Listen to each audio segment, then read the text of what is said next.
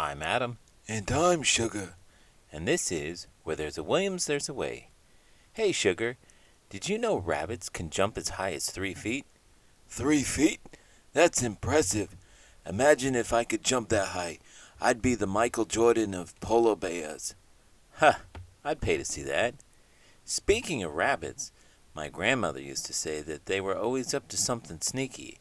I guess that's why we have the saying, quick as a bunny.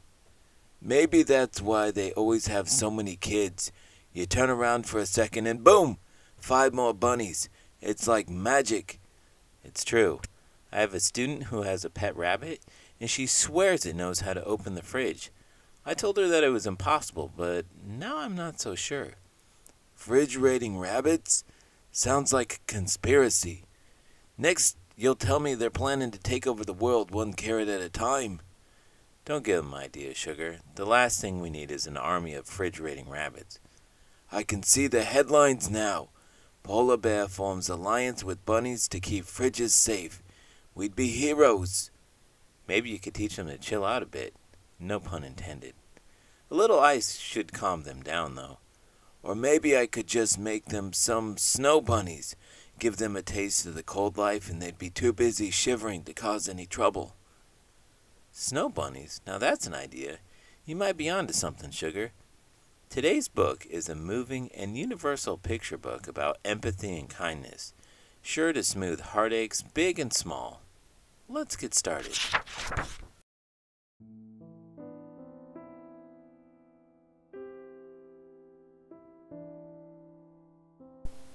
The Rabbit Listened by Cori Doerrfeld. One day, Taylor decided to build something. Something new. Something special. Something amazing. Taylor was so proud.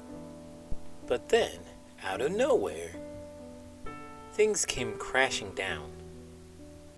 The chicken was the first to notice. Cluck, cluck, what a shame.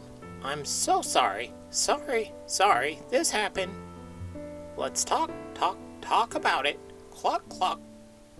But Taylor didn't feel like talking, so the chicken left. Next came the bear.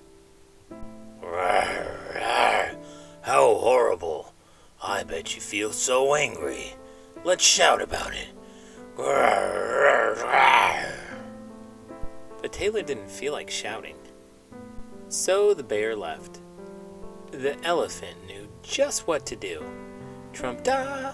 I can fix this. We just need to remember exactly the way things were. But Taylor didn't feel like remembering. So the elephant also left. You won't believe what happened last weekend. I tried sculpting an ice castle for my brother Frost's birthday. It was supposed to be my magnum opus. Sounds impressive. How'd it turn out? Well, everything was going great until I got a bit too excited with the chainsaw. One wrong move, and the entire castle crumbled into a pile of ice cubes. Oh no, just like in the book. What did Frost say? He came over, looked at the pile, and said, I guess we'll have an ice cube fights for my birthday instead. That's a good way to make the best of the situation. Yeah, then I slipped on one of the ice cubes and ended up with my face in a snow cone. Not exactly the birthday surprise I had in mind. Sounds like you two had a chillingly good time, though. True, but next time, I'm sticking to ice cream sundaes. They're much safer. One by one they came. The hyena. Hee hee! Let's laugh about it. The ostrich. Gulp! Let's hide and pretend nothing happened. The kangaroo. Tisk tisk, what a mess. Let's throw it all away. And the snake. Shh. Let's go knock down someone else's. But Taylor didn't feel like doing anything with anybody, so eventually they all left. Until Taylor was alone. In the quiet, Taylor didn't even notice the rabbit, but it moved closer and closer until Taylor could feel its warm body. Together they sat in silence until Taylor said, "Please stay with me." The rabbit listened. The rabbit listened as Taylor talked. The rabbit listened as Taylor shouted. The rabbit listened as Taylor remembered and laughed. The rabbit listened to Taylor's plans to hide, to throw everything away, to ruin things for someone else. Through it all, the rabbit never left. And when the time was right, the rabbit listened to Taylor's plan to build again. "I can't wait," Taylor said. "It's going to be amazing." Hey, Sugar. Today was a tough day at school. The kids wouldn't stop talking during story time. Oh, tell me about it.